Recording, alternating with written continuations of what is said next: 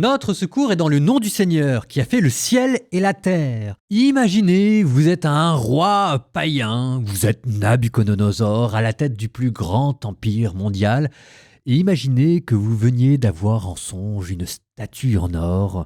Que feriez-vous? Comment réagiriez-vous? Bienvenue dans Daniel chapitre 3. Alors, juste avant d'y aller, une petite remarque, le livre de Daniel, il y a la version hébraïque et il y a la version grecque. Nous, on va partir sur la version hébraïque qui est plus sobre, mais me semble-t-il plus incisive. Donc il y a un avantage et un inconvénient. L'avantage, c'est que le texte me semble plus transparent, plus compréhensible. L'inconvénient, c'est qu'il y a des morceaux de bravoure de temps en temps dans le texte grec que vous n'aurez pas. Vous n'aurez pas Daniel et Suzanne, par exemple. Vous n'aurez pas non plus dans le chapitre d'aujourd'hui la grande prière, le cantique des 3 enfants. J'ai passé pas mal de temps à réfléchir là-dessus, mais je pense que j'ai fait le bon choix. Je pense que c'est mieux pour vous, pour la compréhension du texte. Si j'ai du temps, promis, je vous case ça à la fin des épisodes, ok? Daniel, chapitre 3. Le roi Nabuchodonosor fit une statue d'or. Elle était haute de 60 coudées, large de 6 coudées. Il l'érigea dans la plaine de Doura, dans la province de Babylone. Le roi Nabuchodonosor fit rassembler les satrapes, les préfets, les gouverneurs, les conseillers, les trésoriers, les juges, les magistrats et tous les fonctionnaires des provinces pour qu'ils viennent à l'inauguration de la statue érigée par le roi Nabuchodonosor. Alors, les satrapes, les préfets, les gouverneurs, les conseillers, les trésoriers, les juges, les magistrats et tous les fonctionnaires des provinces se rassemblèrent pour l'inauguration de la statue qu'avait érigée le roi Nabuchodonosor. Ils se tenaient là, debout, devant la statue que le roi Nabuchodonosor avait érigée.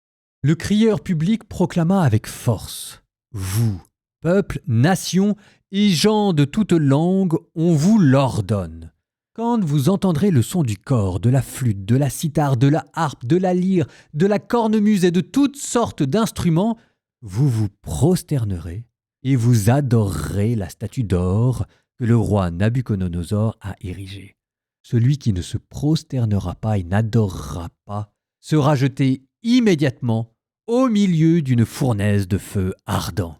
Alors, à l'instant même où tous entendirent le son du cor, de la flûte, de la cithare, de la harpe, de la lyre, de la cornemuse et de toutes sortes d'instruments, tous les peuples, nations et gens de toutes langues se prosternèrent et adorèrent la statue d'or que le roi Nabuchodonosor avait érigée. Là-dessus, à ce moment, des devins s'approchèrent pour dénoncer les Juifs. Prenant la parole, ils dirent à Nabuchodonosor « Ô roi, puisses-tu vivre à jamais ? Toi, roi, tu as ordonné que tout homme qui entendrait le son du cor, de la flûte, de la cithare, de la harpe, de la lyre, de la cornemuse et de toutes les sortes d'instruments se prosternerait pour adorer la statue d'or. Celui qui ne se prosternerait pas et n'adorerait pas serait jeté au milieu d'une fournaise de feu ardent. Tu as confié l'administration de la province de Babylone à des Juifs, Sidrac, Missac et Abdenago? Eh bien, ô roi, ces hommes n'ont pas tenu compte de toi. Ils ne servent pas tes dieux. Ils n'adorent pas la statue d'or que tu as érigée. Alors Nabuchodonosor, pris d'une violente colère, ordonna qu'on lui amène Sidrac, Misac et Abdenago. Ces hommes furent amenés devant le roi. Le roi Nabuchodonosor leur parla ainsi. « Est-il vrai, Sidrac, Misac et Abdenago, que vous refusez de servir mes dieux et d'adorer la statue d'or que j'ai fait ériger? Êtes-vous prêts maintenant à vous prosterner pour adorer la statue que j'ai faite quand vous entendrez le son du cor, de la flûte, de la cithare, de la harpe, de la lyre, de la cornemuse et de toutes sortes d'instruments? Si vous n'adorerez pas cette statue, vous serez immédiatement jeté dans la fournaise de feu ardent. Et quel est le Dieu qui vous délivrera de ma main ?» Sidrac, Misac et Abdenago dirent au roi Nabuchodonosor, « Ce n'est pas à nous de te répondre. Si notre Dieu que nous servons peut nous délivrer, il nous délivrera de la fournaise de feu ardente et de ta main, ô roi. Et même s'il ne le fait pas, sois-en bien sûr, ô roi, nous ne servirons pas tes dieux, nous n'adorerons pas la statue d'or que tu as érigée. » Alors Nabuchodonosor fut rempli de fureur contre Sidrac, Misac, Abdenago, et son visage s'altéra. Il ordonna de chauffer la fournaise 7 fois plus qu'à l'ordinaire. Puis il ordonna aux plus vigoureux de ses soldats de ligoter Sidrac, Misac et Abdenago et de les jeter dans la fournaise de feu ardent. Alors on ligota ces hommes, vêtus de leurs manteaux, de leurs tuniques, de leurs bonnets et de leurs autres vêtements, et on les jeta dans la fournaise de feu ardent. Là-dessus, comme l'ordre du roi était strict, et la fournaise extrêmement chauffée, la flamme brûla à mort les hommes qui y portaient Sidrac, Misac et Abdenago. Et ces 3 hommes, Sidrac, Misac et Abdenago, tombèrent ligotés au milieu de la fournaise de feu ardent. Alors, le roi Nabuchodonosor fut stupéfait. Il se leva précipitamment et dit à ses conseillers : « Nous avons bien jeté 3 hommes, ligotés, au milieu du feu. » Ils répondirent : « Assurément, ô roi. » Il reprit : « moi, je vois 4 hommes qui se promènent librement au milieu du feu. Ils sont parfaitement indemnes et le 4e ressemble à un être divin. » Alors Nabuchodonosor s'approcha de l'ouverture de la fournaise de feu ardent. Il appela : « Sidrac, Misac et Abdenago, serviteurs du Dieu Très-Haut, sortez et venez ici. » Alors, Sidrac, Misac et Abdenago sortirent du milieu du feu. Les satrapes, les préfets, les gouverneurs et les conseillers du roi, s'étant rassemblés, regardèrent ces hommes. Le feu n'avait pas eu de pouvoir sur leur corps, leurs cheveux n'avaient pas été brûlés, leurs manteaux n'avaient pas été abîmés, et l'odeur de feu ne les avait pas imprégnés. Et Nabuchodonosor s'écria : « Béni soit le Dieu de Sidrac, Misac et Abdenago, qui a envoyé son ange et délivré ses serviteurs. Ils ont mis leur confiance en lui. Ils ont désobéi à l'ordre du roi. Ils ont livré leur corps plutôt que de servir et d'adorer un autre Dieu que leur Dieu. Voici ce que j'ordonne à tous les peuples, nations et gens de toute langue. Si quelqu'un parle avec insolence du Dieu de Sidrac, Misac et Abdenago, qu'il soit mis en pièces et sa maison transformée en décombres, car aucun autre Dieu ne peut délivrer de cette manière. » Et le roi assura la prospérité de Sidrac, Misac et Abdenago dans la province de Babylone. De Nabuchodonosor le roi à tous les peuples, nations et gens de toute langue qui habitent sur toute la terre, paix en abondance. Je veux faire connaître les signes et les merveilles que le Dieu Très-Haut a fait pour moi, ces signes comme ils sont grands, ces merveilles comme elles sont puissantes. Son royaume est un royaume éternel, son pouvoir s'étend d'âge en âge. C'est important de lire les textes dans la foulée. Et dans la foulée, vous aviez quoi ? Épisode précédent, vous aviez le songe d'une statue, dans lequel il y avait de l'or. Et manifestement, Nabuchodonosor, cette vision, il avait été très content de ce songe. Il avait récompensé Daniel. C'était le dernier verset du chapitre qu'on a lu hier. Et là, tout de suite, premier chapitre qu'on a lu, le roi Nabuchodonosor fit une statue d'or. Elle est haute de 60 coudées, 30 mètres de haut. Allez hop, tout est dans tout, n'exagérons rien. Donc, ça veut dire quoi ? Ça veut dire que Nabuchodonosor a une réaction de gros plouc. Disons-le de manière simple. Il a eu une statue en or, et il s'est dit, cette statue en or, cet homme primordial qui est à la tête de tous les empires, évidemment, c'est qui ? C'est Bibi. Du coup, il a fait une statue à lui. Et puisque c'est un songe qui venait de Dieu, il s'est cru autorisé, favorisé par la divinité, à être adoré à l'égal d'un dieu. Tout ceci se comprend assez bien dans une mentalité païenne.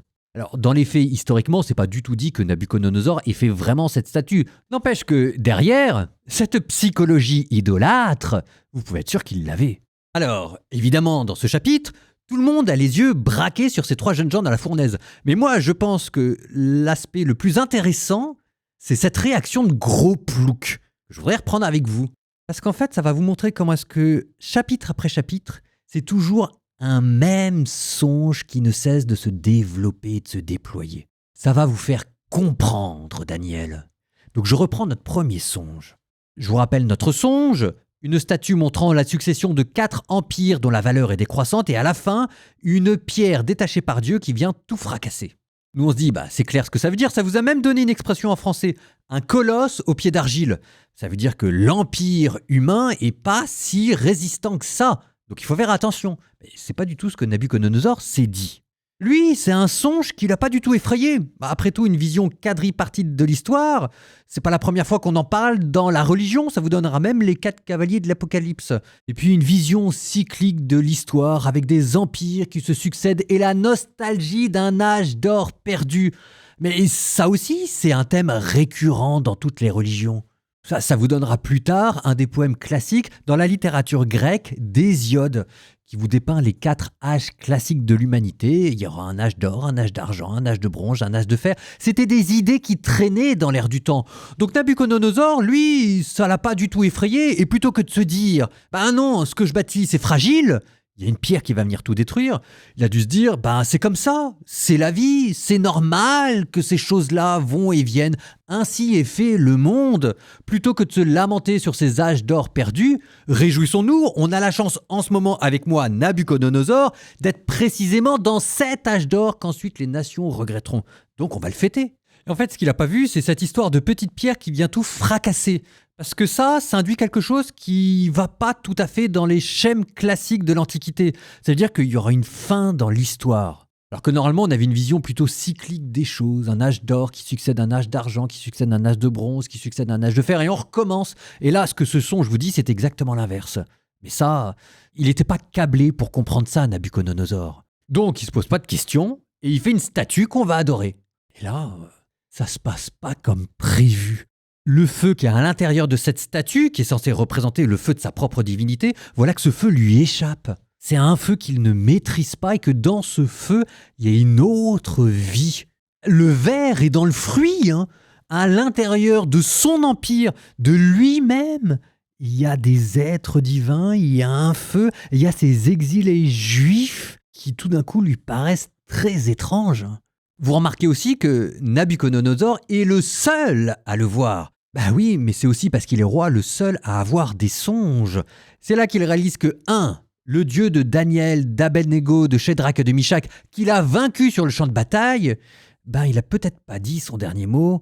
Ce que Nabuchodonosor réalise, c'est qu'il y a un songe dans le songe, et qu'il y a peut-être autre chose derrière, un autre Dieu, avec une autre logique qui va amener les choses ailleurs. Quoi exactement ? On ne sait pas, mais je peux vous dire que là, Nabuchodonosor, il crève de trouille. Et maintenant, livre des Proverbes. Proverbes 15, 11 à 15. Le séjour des morts et l'abîme sont devant le Seigneur, à plus forte raison le cœur des hommes. Un insolent n'aime pas qu'on le reprenne, aussi ne va-t-il guère avec les sages. Il est très très bon celui-là. À cœur joyeux, visage épanoui, à cœur chagrin, soupir désolé. Un cœur intelligent recherche le savoir, la bouche des insensés se repaît de sottises.